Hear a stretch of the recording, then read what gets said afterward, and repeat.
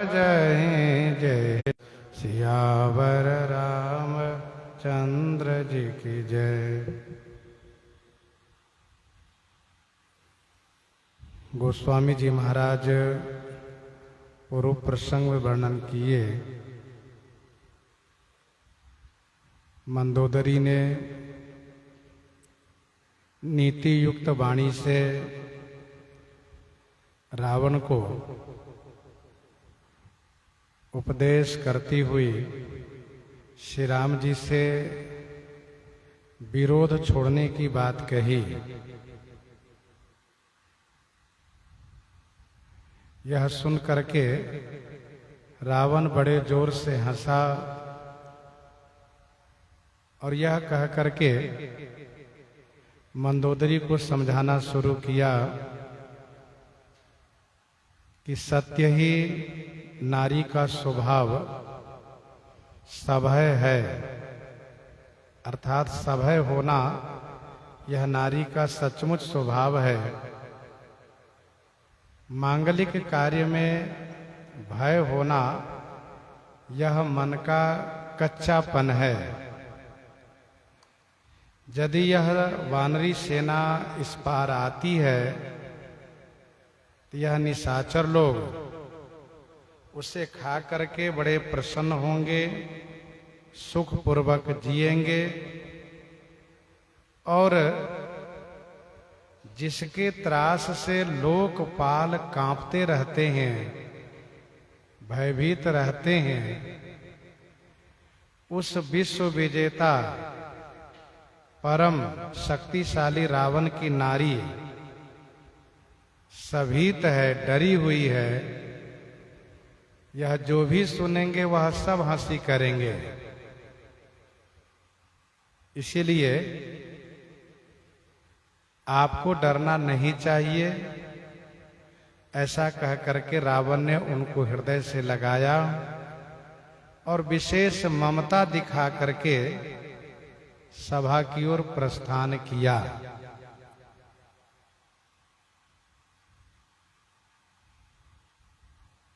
रावण के हृदय में ममता है, इसलिए वह श्री राम जी के ईश्वरत्व को देख नहीं सकता, समझ नहीं सकता। ममता अंधेरी रात है, वहां पर राग द्वेष रूपी उल्लू का सुखपूर्वक निवास है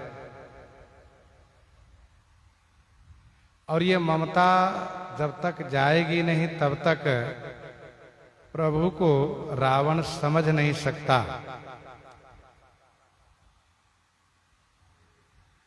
रावण मंदोदरी के प्रति अत्यधिक ममता दिखाया। ममता माने स्नेह दिखाया, प्रेम दिखाया और सभा की ओर चल दिया। ममता दिखा करके रावण ने यह कहा कि तुम डरो मत, तुम्हारा डरना ये बड़ी हंसी की बात है। जब सारी दुनिया मुझसे डरती है तो तुम्हें किससे भय है? गोस्वामी जी कहते हैं, मंदोदरी हृदय कर चिंता भयो कंत पर विधि विपरीता। मंदोदरी हृदय कर चिंता। मंदोदरी हृदय में चिंता करने लगी, यह सोच करके कि मेरे कंत पर, मेरे पति पर विधि विपरीत हो गए हैं।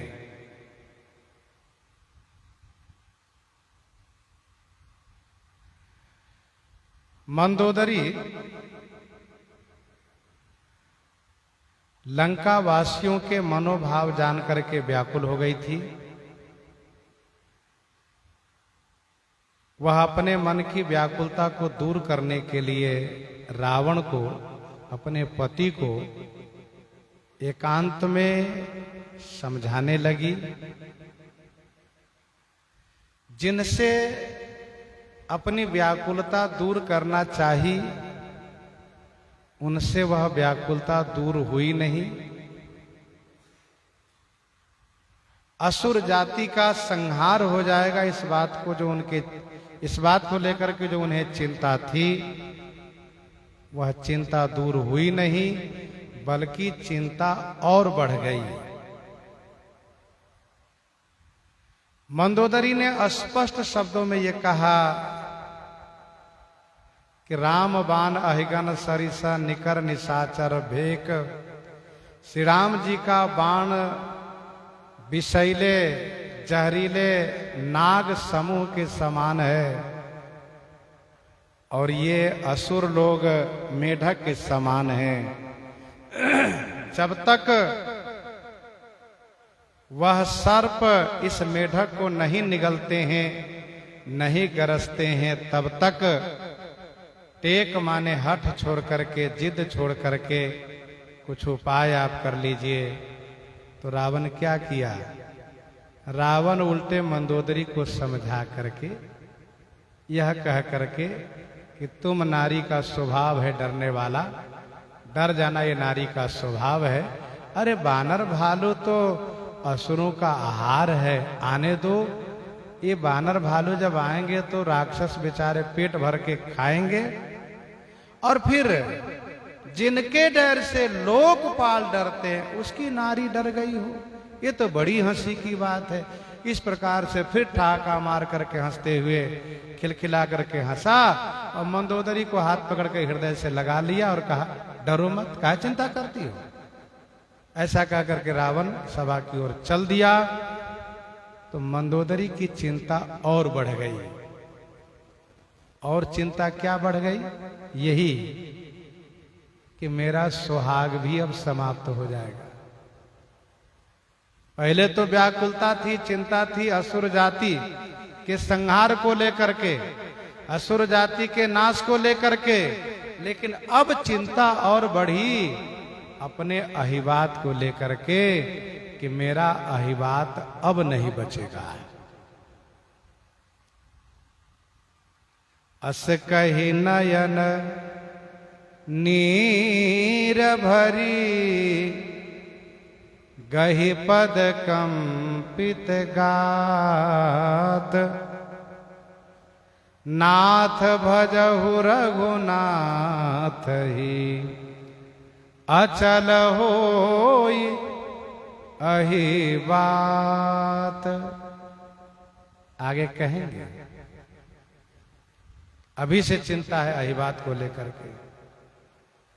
अस विचारी सुनु प्राणपति, प्रभु सन बयर बिहाई। नाथ भजहु रघुनाथ ही। उन्होंने ये बात कही कि आप उनका भजन कीजिए जिससे कि मेरा सुहाग बच जाए, अचल हो यही बात। तो कहने का भाव यह है, मंदोदरी अपनी चिंता जिनसे दूर करना चाही, उन्होंने बात मानी नहीं, इसलिए चिंता और बढ़ गई।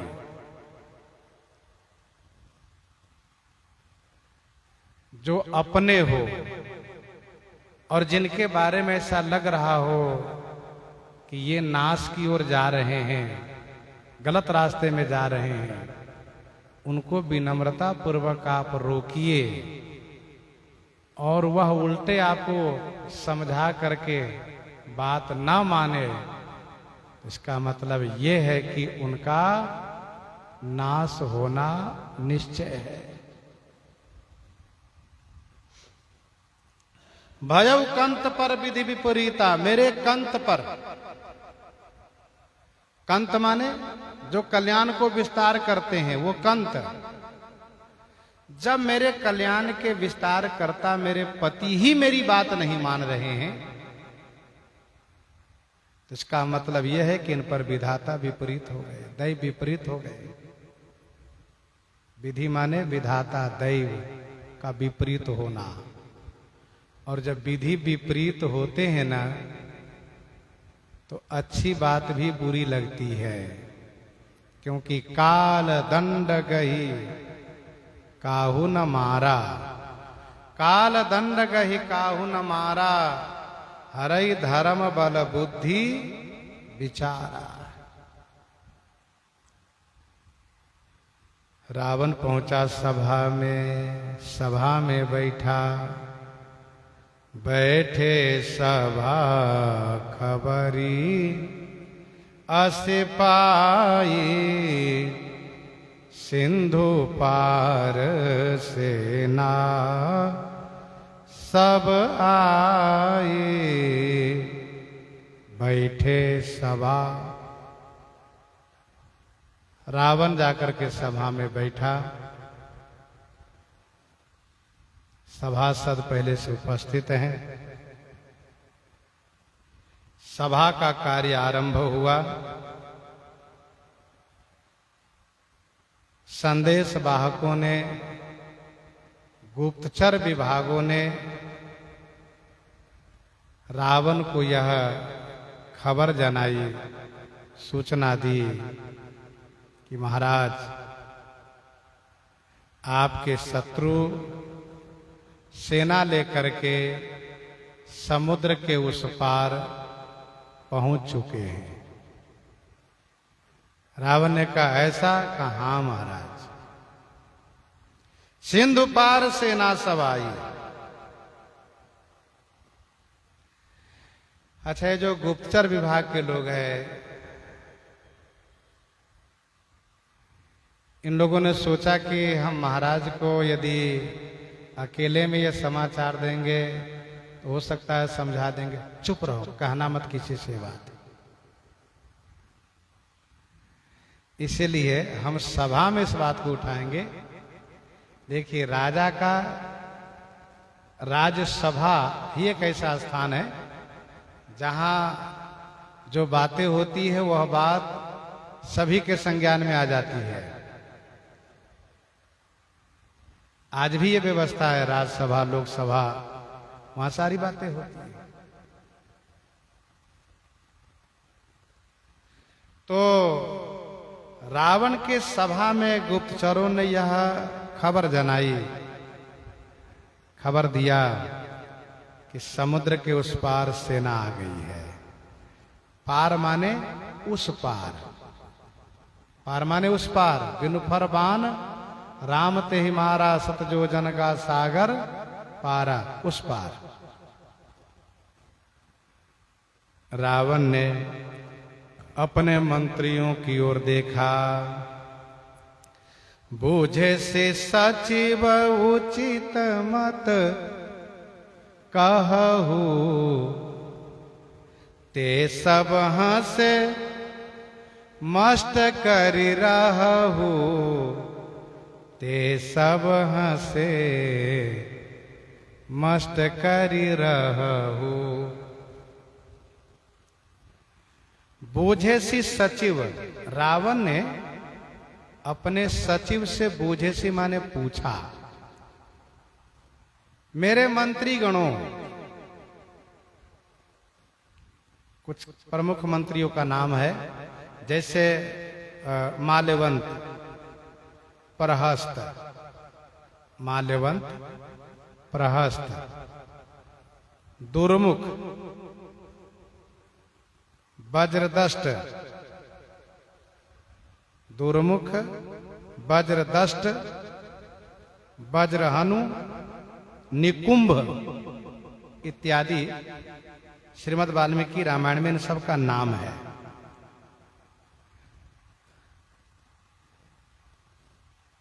रावण मंत्रियों को रखा है, लेकिन मंत्रियों को डरवा के रखा है, यह कह करके कि हमारी इच्छा के विपरीत कभी मंत्रणा तुम लोग मत देना। इसलिए मंत्री लोग मंत्री पद पर बने रहने के कारण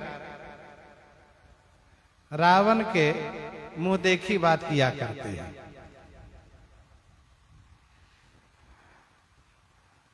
रावण ने कहा, मेरे मंत्री गणों, जैसा कि अभी आप सब ने सुना है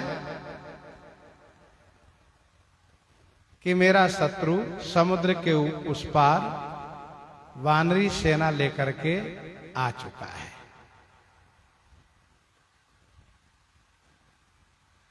आप सब इस संदर्भ में अपना अपना उचित मत प्रस्तुत कीजिए, उचित मत दीजिए, उचित मंत्रणा दीजिए, उचित सलाह दीजिए। मत माने सलाह, मंत्रणा, विचार, ये दीजिए।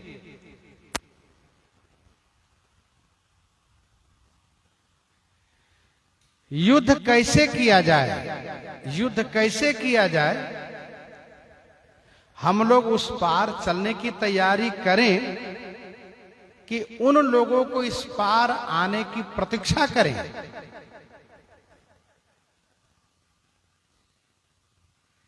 इस संदर्भ में आप लोग अपना अपना विचार रखिए। ध्यान रहे, कोई भी यह विचार न रखे कि हम जाकर के शत्रु से संधि कर लें, मेल मुलाकात कर लें। श्री सीता जी को लौटाने की बात कोई ना करे। यह रावण का स्पष्ट इशारा हो गया और आदेश हो गया कि युद्ध हम कैसे करें, उस पार चलने की तैयारी करें कि इस पार तक आने की प्रतीक्षा करें। इस संदर्भ में आप लोग अपना विचार प्रकट कीजिए। जैसे ही रावण ने कहा, हे मेरे मंत्री गणों, आप सब अपना अपना उचित मत कहिए, तो मंत्री लोग खिल खिल खिल खिल खिल खिल खिल खिल करके हंसना शुरू कर दिए। सब मंत्री दांत दिखाना शुरू कर दिए। देखो भाई, जैसे को तैसे ही मिलता है, बाबा सोलूनी है। जैसा आप करेंगे वैसे ही आपके साथ भी होगा। रावण के घर में रावण की मंदोदरी ने उचित बातें कही तो रावण जोर से हंस करके उनकी बात को हंसी में उड़ा दिया।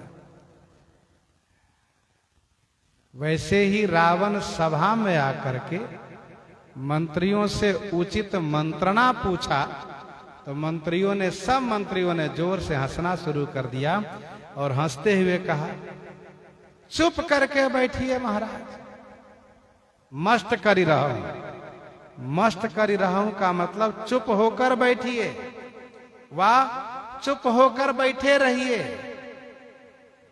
मस्त करी रहा हूं का अर्थ है चुप होकर बैठे रहिए।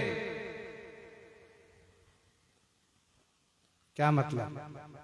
मतलब ये कि आपको कुछ नहीं करना है, जो करना हम लोग करेंगे, आप चुप होकर बैठे रहिए। ऐसा कहां? तो मस्त करी रहूं का शाब्दिक अर्थ है चुप होकर बैठे रहिए। बोलत लखन ही जनक डेराही, मस्त करहूं अनुचित भल नाहि। मस्त करहूं अनुचित भल नाहि।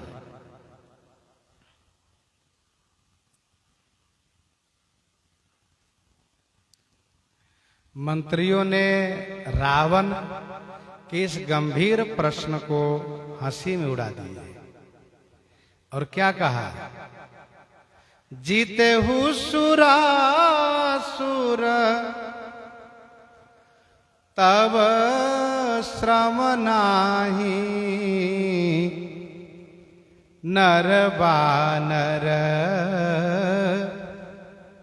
के ही लेखे माही। नर बानर के ही लेखे माही। सुर असुर जीते हो तब श्रम नाही। सुर असुर को आपने जीता, तब आपको श्रम नहीं हुआ? तब आपको श्रम नहीं हुआ? आपको थकान नहीं लगी? हाँ, नर वानर के ही लेखे माही, ये नर ये वानर के ही लेखे माही, के ही लेखे माही माने किस गिनती में है? लेखे माने गिनती, किस गिनती में है? किस लेखे में है? महाराज, सुर से स्वर्गवासी, असुर से पातालवासी, इन दोनों को आपने जीता, तो आपको श्रम नहीं हुआ? आपने कभी सभा में मंत्रियों से मंत्रणा नहीं की? और रही बात भूलोकवासी नर वानर की, तो ये तो हम असुर जाति के भक्ष है, आहार है, फिर किस बात की चिंता? क्यों लेखे करें हम?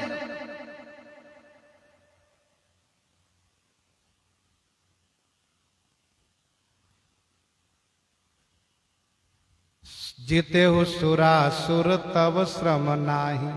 रावण ने सुर असुर दोनों को जीता है। देख बिकट भट बड़ी कटकाई, जक्ष जीव लई गयौ पर आई। रावण आवत सुने सकोहा, देवन तके मेरु गिरी खोहा। एक बार कुबेर पर धावा, पुष्पक जान जीत लई आवा। रावण आवत सुने सकोहा, देवन तके मेरुगिरी खोहा। एक बार कुबेर पर धावा, पुष्पक जान जीत लई आवा। श्रीमद् वाल्मीकि रामायण में वर्णन है, रावण भूलोक पर मनुष्यों को मारना शुरू किया तो देवर्षि नारद जी ने कहा, छी छी रावण। रावण ने कहा, ऐसा क्यों कर रहे हैं आप? छी छी क्यों कर रहे हैं? कहा, अरे इतने बड़े बलवान हो करके इन मरे हुए को मार रहे हो आप, तो क्या करे? छी छी न करे तो वाह वाह करे। दशानन 10 सिर वाले हो, 20 भुजा वाले हो, ये 2 भुजा वाले 1 सिर वाले को कुचलते जा रहे हो, मारते जा रहे हो। ये सब बेचारे मरे हुए हैं। तुम्हें पता भी है इन सबको मारने वाला कौन है? दशानन ने कहा, कौन? कहा, जमराज। अरे तुम जमराज को जीत लो, ये सब तुम्हारे बस में हो गए, समझ लो। जमराज को जीत लिए, सब तुम्हारे बस में हो गए, क्यों मरे हुए को मारते हो? रावण ने उसी दिन निश्चय किया कि मनुष्यों को नहीं मारूंगा ना, अब मारना होगा देवताओं को मारूंगा, मनुष्यों को नहीं। तो मंत्री लोग आज कह रहे हैं कि नर वानर के ही लेखे माही, किस गिनती में है?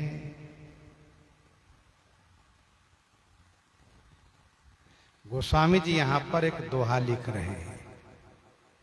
मंत्री, गुरु और वैद्य तीनों के बारे में ध्यान दीजिएगा। यह दोहा इसलिए गोस्वामी जी को लिखना पड़ा कि जैसे कोई व्यक्ति गिर रहा हो गड्ढे में, जैसे कोई व्यक्ति गड्ढे में गिर रहा हो, खाई में गिर रहा हो, और उसको पीछे से उसी के आदमी धक्का दे दे, जाओ जाओ, और जब गिर जाते कि अच्छा हो गया, जाने। गोस्वामी जी कहते, ऐसे ये लोग जो मित्र लोग, मंत्री लोग, गुरु लोग, वैद्य लोग रक्षा करने वाले हैं, बचाने वाले हैं, वही जब नाश में सहायक बन जाए तो क्या होगा? सचिव वैद्य गुरु तीन जो, प्रिय बोलहि भय आस। राज धर्म तन ते निकर, होई बेगहि नास, होई बेगहि नास। सची माने मंत्री, वैद्य माने डॉक्टर, गुरुजी महाराज, गुरुजी। तीन ही जो, तीनों जो माने यदि, भय और आशा से, भय की आशा से अथवा भय और आशा से प्रिय बोला ही प्रिय बोलते हैं, तो राज, शरीर और धर्म, तीन ही कर माने इन तीनों का बेगही नाश होई। बेगही माने शीघ्र नाश हो जाता है।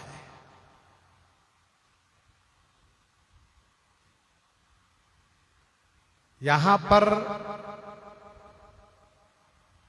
पाठ में कर्मानुसार नहीं है, जबकि दोहावली 524 में पाठ कर्मानुसार है। मंत्री गुरु और वैद्य जो प्रिय बोले ही भय आस, ये दोहावली 524 पढ़िएगा, तो वहां एक कर्मालंकार वहां पर कर्मशः कर्म के अनुसार लिखा है वहां पर। तो क्या यहाँ का पाठ शुद्ध नहीं है क्या, अथवा तो कहीं पाठ तो नहीं बदला गया है? इसका उत्तर यह है कि पाठ बदला नहीं गया है, पाठ शुद्ध है। गोस्वामी जी ने जानबूझ करके, गोस्वामी जी ने जानबूझ करके क्रम भंग किया है। क्यों? क्योंकि रावण के सब विपरीत है, इसलिए गोस्वामी जी ने क्रम भंग किया है कि समझो कि मैं भी विपरीत लिख रहा हूं, क्रम भंग लिख रहा हूं।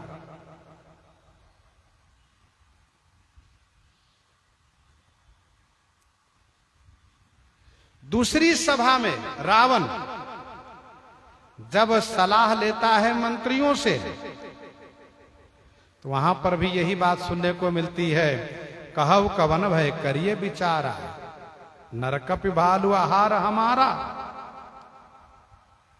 तो सबके वचन श्रवण सुनी कह प्रहस्त कर जोरी। दूसरी सभा में रावण ने जब पूछा तो मंत्रियों ने कहा, कहु कवन भय करिए विचारा, नरकपि भालु आहार हमारा। यह सुनकर के रावण के बेटा प्रहस्त ने कहा, महाराज कहां सचिव सठ ठकुर सुहाती, ये सब मंत्री सठ हैं, मूर्ख हैं। महाराज ये सब ठकुर सुहाती कर रहे हैं, नाथ न पूर आव यही भांति। प्रहस्त ने विरोध किया तो रावण ने कहा, अरे तुमको क्या हो गया है प्रहस्त, तुमको हो क्या गया? सुतसन कह दस कंठ रिसाई, असीमत सठ के तो ही सिखाई। अरे तुमको किसने ऐसी विद्या सिखा दी? तुमको संशय होने लगा अभी से, डांटा रावण ने। तो प्रहस्त भी अपना उल्टा कह करके चल दिया। रावण ने मानो कहा कि तू लगता है अपने बाप का नहीं है। तो प्रहस्त ने जोर से तो नहीं कहा, लेकिन धीमे से कहा, हम तो अपने बाप के ही है, पर आप ही अपने बाप के नहीं हो। सुनिएगा लंका कांड में क्यों कहा, हम तो अपने बाप के ही मार्ग पर चलने वाले हैं, वैसे रहनी में है। आपके बाप है बाबा जी, आप हो राक्षस, आप अपने बाप के नहीं हो, ये कहा प्रहस्त ने। तो सचिव वैद्य गुरु तीन जो प्रिय बोलहि भय आस, भय और आशा से ये तीनों यदि प्रिय बोलते हैं, तो मंत्री के प्रिय बोलने से राज्य का नाश होता है, गुरु के प्रिय बोलने से धर्म का नाश होता है, वैद्य के प्रिय बोलने से शरीर का नाश होता है। इन तीनों को भय और आशा से मुक्त होना चाहिए। किनको किनको? मंत्री को, गुरु जी को और वैद्य को, तीनों को भय और आशा से मुक्त होना चाहिए।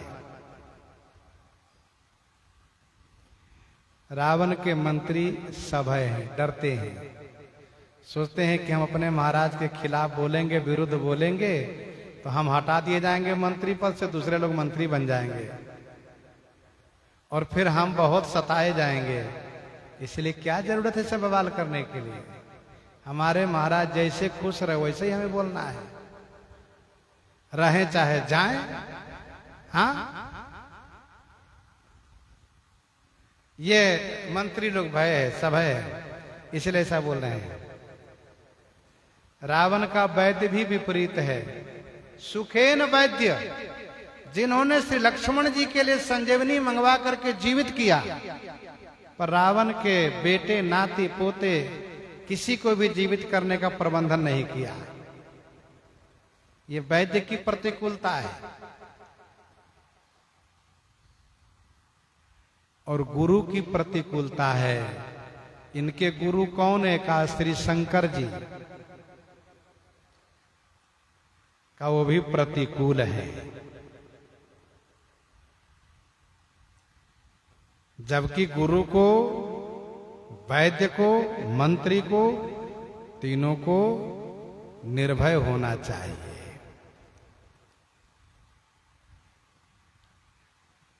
मंत्री ठकुर सुहाती कर रहे हैं राज्य जाएगा, और वैद्य ये सोचे कि यदि इस रोगी के मन के अनुकूल मैं दवाई नहीं दूंगा, इनके मन के अनुकूल ही भोजन नहीं बताऊंगा तो ये नाराज हो जाएगा और मेरी कमाई बंद हो जाएगी, ये दूसरा डॉक्टर कर लेगा। तो रोगी कहता है कि मुझे डायबिटीज है, शुगर की बीमारी है और बिना मीठा खाए मन नहीं मानता है। तो वैद्य कहते हैं हाँ खाते रहो ना, चिंता किस बात की, हम है ना, हम दवा दे दिया करेंगे, खूब खाओ, रसगुल्ला खाया करो, मिठाई खाया करो, हलवा खाया करो, खीर खाया करो। तो वो रोगी का क्या होगा उसका? और गुरुजी यदि सोचे कि यदि इसको डांटूंगा तो ये नाराज हो जाएगा, चला जाएगा, तो गुरुजी सोचते हैं चलो तुम जैसे करो वैसे ही सही। तो चेले का धर्म समाप्त हो जाता है। डॉक्टर को चाहिए कि रोगी खुश रहे या नाराज, उनको पथ्य ही देना चाहिए, कुपथ्य नहीं। कुपथ माग रुज व्याकुल रोगी वैदन दे सुनहु मुनि, जोगी नहीं देना चाहिए, नहीं तो नहीं। और गुरुजी को सोचना चाहिए कि भाग जाए चाहे रहे, जो इसके कल्याणकारी बातें हैं वो मैं कहूंगा। और कहना चाहिए, मानस जी में इसका वर्णन है, गुरुनित मोहि प्रबोधि, गुरुनित मोहि प्रबोधि, दुखित देखिया चरण मम। एक गुरु जी हैं, उज्जैन के महाकाल के पुजारी जी, एक चेला जी हैं जो कागभूषुंडी जी का पूर्व तन है। कागभूषुंडी जी चेला जी हैं। गुरु जी शिक्षा देते हैं, बेटा देखो शंकर जी में, भगवान राम जी में भेद नहीं करना चाहिए। तो बहुत बुरा लगता है। चेला कहते गुरु जी मूर्ख है, समझते नहीं है। हाँ, और बहुत होशियार चेला अपने आप को मानता। गुरु नित मोहि प्रबोधि, दुखित देखी आचरण मम, तो मोहि उपजयति क्रोधी। अब चेला रोज जाकर प्रणाम करते थे, गुरु जी रोज समझावे, तो प्रणाम करना जाना ही बंद कर दिया, कहा नहीं जाऊंगा प्रणाम करने। गुरु जी समझ गए कि बदमाश है, इसलिए आना बंद कर दिया। सोचता है कि रोज गुरु जी शिक्षा देते, कौन रोज आ जा करके अपना दिमाग खराब करें। तो गुरु जी को लगा कि नहीं नहीं अभी भी कल्याण करना चाहिए। तो गुरु जी बुलाए, ए बचवा आ जाओ। एक बार गुरु जी ने बुलाई, खूब शिक्षा दी, समझाए, शिव सेवा कर फल सुत से आदि आदि खूब कह करके। नहीं माना चेला। तो माने या ना माने, लेकिन गुरु जी का धर्म है वो उनको समझावे। सुनो सुरेश उपदेश हमारा। बृहस्पति जी शिक्षा देते हैं, बेटा मेरा उपदेश सुनो, सुनो सुरेश उपदेश हमारा। और यदि लोभी गुरु लालची चेला, फिर क्या होगा? वही नरक में ठेलम ठेला। गुरु सिख बधिर अंधका लेखा, एक न सुनई एक नहीं देखा। एक न सुनते हो न एक देखते हो, दोनों जाएंगे। हाँ, गुरु बनना बड़ा अच्छा लगता है, लेकिन बहुत जिम्मेदारी भी है, ध्यान रखना चाहिए। गुरु निर्लोभी चाहिए, शिष्य न छाड़े प्रीति। गुरु को भय और आशा से मुक्त होना चाहिए। चाहे चेला खुश रहे या नाराज रहे, वो चाहे सेवा करे या ना करे, भेंट विदाई दे या ना दे, उसकी मर्जी, जाओ, लेकिन कल्याणकारी बातें स्पष्ट कहनी चाहिए। गुरु निर्लोभी चाहिए, शिष्य न छाड़े प्रीति। स्वार्थ छाड़े हरि मिले, यह भजन की रीति। तो रावण के गुरु जी कौन है? कहा श्री शंकर जी। शंकर जी क्या कर रहे हैं? कहा कि रोज आते हैं, पूजवा के चले जाते हैं, लेकिन कभी नहीं मना करते हैं कि बच्चा चेला रावण तुम श्री राम जी से विरोध छोड़ दो, कभी नहीं कहते हैं। कवितावली उत्तरकांड 2 पद में गोस्वामी जी ने लिखा, वेद पढ़े विधि शंभु सभित, पूजावन रावण सुनित आवे। निताते विनय पत्रिका 216 में गोस्वामी जी ने लिखा, विनय पत्रिका 216 में, शंभु सेवक जान जग बहुबार दिए 10 शीश। शंभु सेवक जान जग बहुबार दिए 10 शीश, करत राम विरोध सो सपने न हटके ईश। संसार जानता है कि रावण शंकर जी का चेला है, लेकिन श्री शंकर जी ने स्वप्न में भी रावण को मना नहीं किया कि तू श्री राम जी से विरोध छोड़ दे, नहीं तो तुम्हारा विनाश हो जाएगा। हाँ, तब क्या होगा? इसीलिए गोस्वामी जी ने लिखा कि राज धर्म तन तीन करम। रावण के मंत्री, रावण के वैद्य, रावण के गुरु सब विपरीत हैं। यहां तो ये हाल है कि संगत जति कुमंत्र ते राजा, मानते ज्ञान पानते लाजा, प्रीति प्रणय बिनु मदते गुनी, नाश ही बेगी। सब नाश होने वाला है। सोई रावण कहाँ बनी सहाई, स्तुति करहि सुनाई सुनाई। सोई रावण कहाँ बनी सहाई। सोई माने वही रावण के सहायक बने हैं, सुना सुना करके रावण को स्तुति करते हैं। रावण वैसे भी नाश होने वाला है, इनके मंत्री गुरु और वैद्य तीनों लगे हैं कि जल्दी मर जाए। तो कौन बचाएगा, कैसे बचेगा?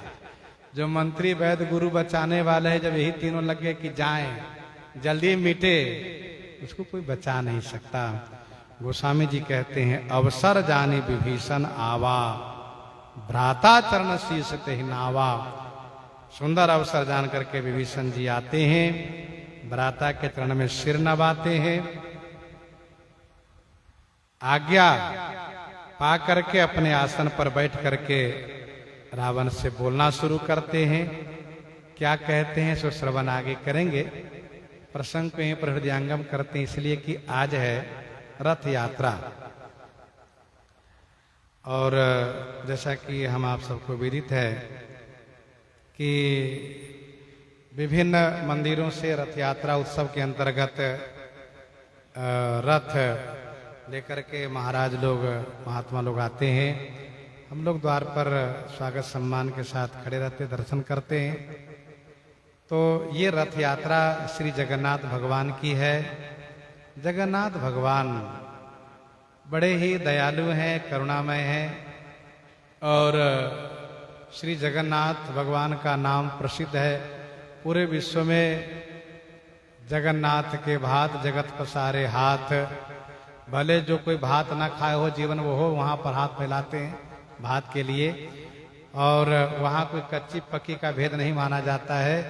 वहाँ ये नहीं देखा जाता कैसा जगन्नाथ भगवान का चावल प्रसाद प्रसिद्ध है। अच्छा, जगन्नाथ भगवान की कथा के संदर्भ में थोड़ी सी चर्चा मैं कर लूं। भगवान श्री द्वारिकाधीश जी, देखो जगन्नाथ भगवान ये कथा की महिमा को प्रकट करने के लिए अवतार लिए हैं, भक्त प्रेम को प्रकट करने के लिए अवतार लिए हैं। तो श्री द्वारिकाधीश भगवान द्वारिका में विराज रहे थे, श्री कृष्ण भगवान, जहां 16,108 रानियां हैं। जहां इतनी रानियां हैं वहां फिर कितनी प्रजा होगी, कितने लोग वहां होंगे, खूब बड़ा सा राज्य है। और भगवान श्री कृष्ण वहां विराजते हैं। भगवान श्री कृष्ण वहां रहते हुए भी कभी कभी और प्रायः वृंदावन के प्रेम में विह्वल हो जाते हैं। जब उनको याद आता है ये हमारे सखा लोग और हमारे मित्र लोग, फिर याद करते उन गोपियों को, उन गोपियों का प्रेम, किस तरह से माखन खिलाने के बहाने बुलाना और किस तरह से उनका प्रेम भाव, वो सब याद करके विह्वल हो जाते। और फिर साथ साथ श्री किशोरी राधा जी के प्रेम में भगवान श्री द्वारिकाधीश जी बड़े विह्वल हो जाया करते हैं। अब कोई बात, प्रेम की बात तो छुपी रह नहीं सकती है। यह बात जब सुनती हैं वो रानियां सब, तो कुछ लोगों को बड़ी ईर्ष्या होती है कि बताओ हम सब इतनी सेवा करती हैं, इतना प्रेम करती है, फिर भी उनको याद करते, हम लोग की चर्चा नहीं करते हैं। और कुछ को तो अच्छा लगता है भाई, जिन्होंने जैसा प्रेम किया वैसा उनको सम्मान करते हैं, याद करते हैं। तो आखिर में हुआ कि आखिर उनका प्रेम कैसा था सुनना चाहिए। सुनाएगा कौन? कहा वो एक ही है, रोहिणी माता है, जो भगवान श्री कृष्ण के जन्म से लेकर आज तक सारी लीला देखती आ रही है। बाकी तो श्री देवकी जी हैं तो उन्होंने मथुरा द्वारिका की लीला देखी है। जसोदा जी हैं तो वह मैया जसोदा तो केवल वृंदावन की लीला देखी है, बाल लीला। लेकिन रोहिणी माता तो पूरी लीला देख रही हैं। तो उनको वक्ता रूप में सबने मनोनीत किया, माना। और कौन कहते हैं कि महिला कथा नहीं कहती है। तो श्री रोहिणी जी ही कथा सुनाएंगी, यह बात निश्चय हो गई। लेकिन रोहिणी जी ने शर्त ये रखा कि कथा के बीच में श्री कृष्ण बलराम नाम है, वो आएंगे तो बड़े व्याकुल हो जाएंगे, उनको संभालना मुश्किल होगा। तो रानियों ने कहा कि फिर द्वार पर हम द्वारपाल रख देंगे। कहा द्वारपाल को नहीं मानेंगे, वे यहाँ के राजा हैं, द्वारिकाधीश हैं। द्वारपाल को किनारे के चलो किनारे हो, और वे कहेंगे बताओ हमारी रानी है और तुम रोकते हो। तो फिर द्वार पर कौन रहे? तो रानियों ने बढ़िया निर्णय किया कि सबसे बढ़िया सुभद्रा जी, उनकी बहन, और बहन का अधिकार होता है वो भाई को रोक सकती है। बहन को बैठा दिया सुभद्रा जी को, और दरवाजा खिड़की बंद करके कथा शुरू हो गई। कथा का एक भाव होता है, वक्ता जब प्रेमा आवेश में आ जाए तो फिर वो अपने आप में नहीं रहता है। कई लोग कहते हैं कभी कभी आप तो बहुत तेज बोलने लगते हैं। देखो वो क्या एक भावावेश होता है, जानबूझ के तेज नहीं बोला जाता है, और एक भावावेश होता है, कभी एक धीमे हो जाना, कभी तेज हो जाना। अब रोहिणी जी जब भगवान श्री कृष्ण बलराम के प्रेम के साथ साथ उन वृंदावन के गोप गोपी श्री राधा रानी का जब प्रेम वर्णन शुरू किया, तो श्री रोहिणी जी एकदम से भावावेश में हो गई और बड़े जोर से बोलने भी लगी और एकदम से भाव में डूब गई। आवाज श्री कृष्ण बलराम के कान तक गई तो वे भागे भागे आए। सुभद्रा जी ने कहा भैया यहीं बैठो, अंदर जाना मना है, आपकी रानियों ने रोक लगा रखा, अंदर नहीं आना है आपको।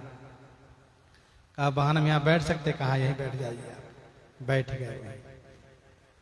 अब उन वृंदावन वासियों के प्रेम को चर्चा सुन करके भगवान श्री कृष्ण बलराम में प्रेम बढ़ने लगा, और प्रेम ऐसा बढ़ा कि साथ साथ सुभद्रा जी पर उनका प्रभाव पड़ा। प्रेम वो होता है कि वो व्यक्ति विशेष को नहीं बचाता, सबको डुबाता है वो।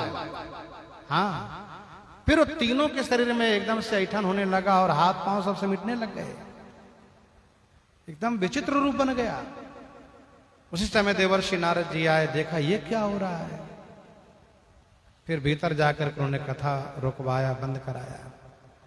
और फिर कहा नारद जी ने, जय जय, आपका मैंने विभिन्न अवतारों को देखा है, लेकिन प्रेमियों के प्रेम में ऐसे हो जाना ये तो मैंने पहली बार देखा है। प्रभु मेरी प्रार्थना है ये स्वरूप कलयुग में भी लोगों के लिए सुलभ हो, ऐसी कृपा करें। भगवान ने कहा तथास्तु। कलयुग में उत्कल देश उड़ीसा के राजा इंद्रद्युम्न हुए, जिन्होंने 1000 अश्वमेध यज्ञ किए, 1000 अश्वमेध यज्ञ किए। उस यज्ञ वेदी पर भगवान श्री जगन्नाथ, बलभद्र जी, सुभद्रा जी, तीनों काठ के विग्रह में, दारू विग्रह में उसी यज्ञ वेदी पर प्रकट हुए। वो स्थान है गुंडीचा क्षेत्र, वहीं पर भगवान का प्राकट्य हुआ। और प्राकट्य तिथि यही है, आषाढ़ शुक्ल पक्ष द्वितीया तिथि। आज के दिन भगवान प्रकट हुए। फिर राजा ने भगवान की आज्ञा पाकर के एक विशाल मंदिर का निर्माण कराया, सागर तट पर भगवान को ही विराजित कराया। और फिर भगवान को आज के दिन रथ पर बैठा करके चलते हैं, बीच में एक विश्राम भी होता है। फिर तृतीया को गुंडीचा पहुंचते हैं। तो जगन्नाथ भगवान की रथ यात्रा प्रतिवर्ष होती है।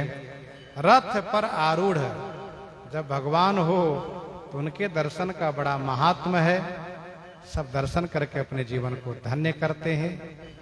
तो ऐसे रथारूढ़ भगवान के दर्शन हम लोग करेंगे, इसलिए कथा यहीं पर विराम की जाती है। देखिए घंटी की आवाज भी आ रही है। इन्हीं के साथ सीताराम सीताराम सीता